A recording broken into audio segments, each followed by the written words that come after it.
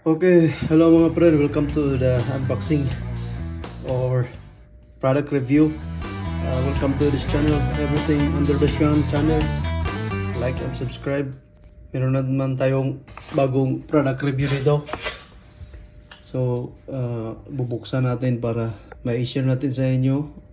At ang description at link nito ay aking ilagay sa baba. So, yes, buksan na natin. Okay guys, buksan natin at sa Amazon ito. At nang makita na natin ang ating i-share product review 2026 Amazon. Let's go Amazon. Yeah. Una ito kasi ang una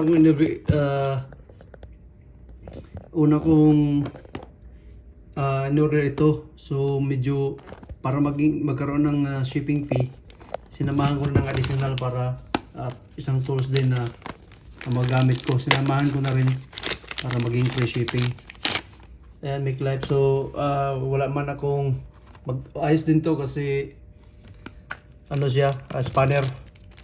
Yan o, kasi wala ang mga size sa spanner ay iba-iba yung mga special screw. So magagamit ko rin to in the future. Kasi meron na rin akong box cutter na ang screw ay spanner type, hindi yung Philip head. So ang pinaka main natin dito, sandali ito,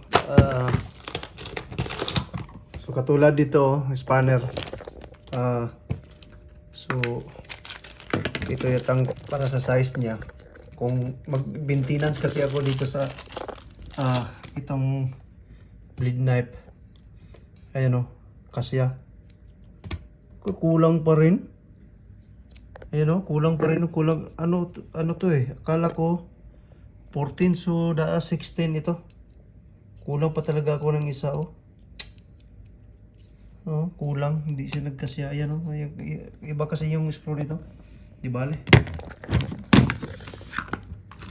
So dito tayo focus.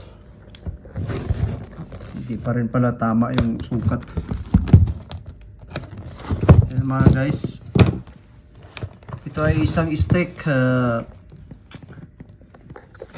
to, wait, hindi man siya, basta ito ay butcher knife, clever knife na 12 inches ang haba. Ito na mga friends, pang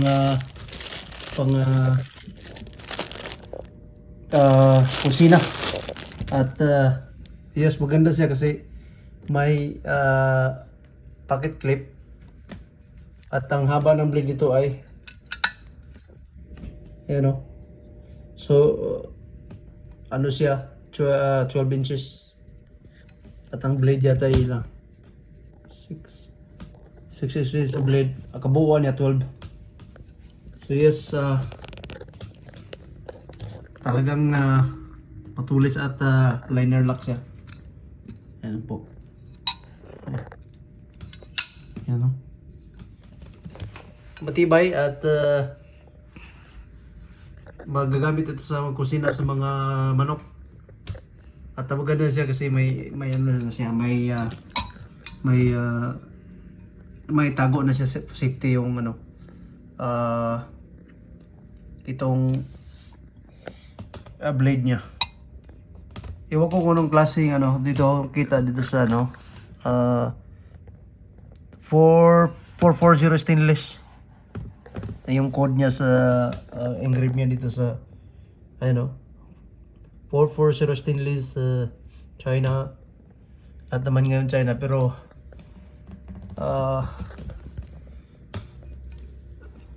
quality grade na paggagawa at naka torque screw siya.